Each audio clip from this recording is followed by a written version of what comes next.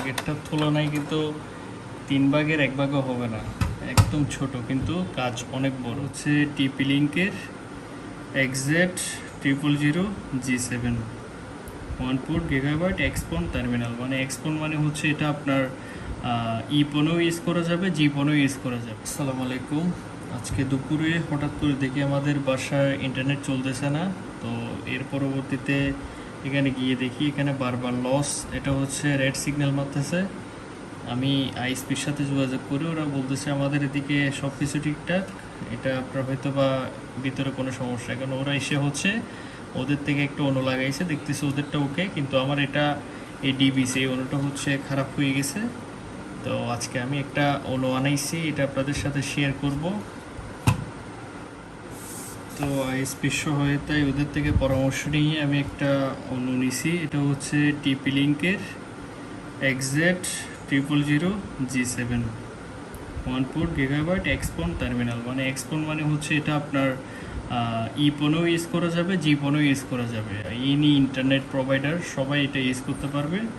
তো এখন খুলে দেখব। এটা অবশ্য আমি দোকানে খুলে দেখছিলাম, আপনাদেরকে আর একটু দেখাই।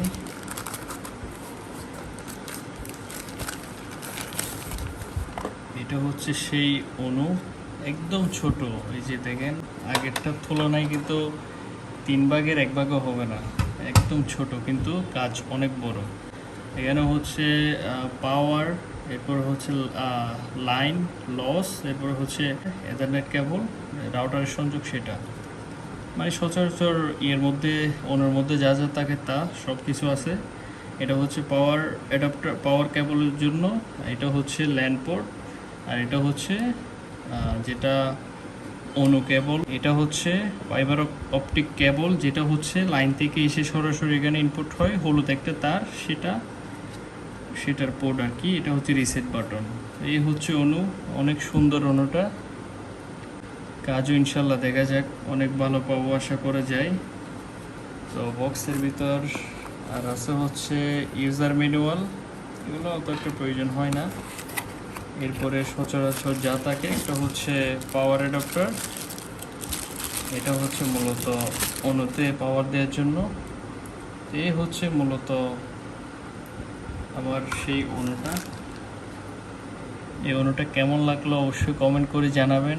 এটা কেমন হলো, সার্ভিস কেমন পাবো আপনারা যদি ইউজ করে থাকেন, অবশ্যই কমেন্ট করে জানাবেন।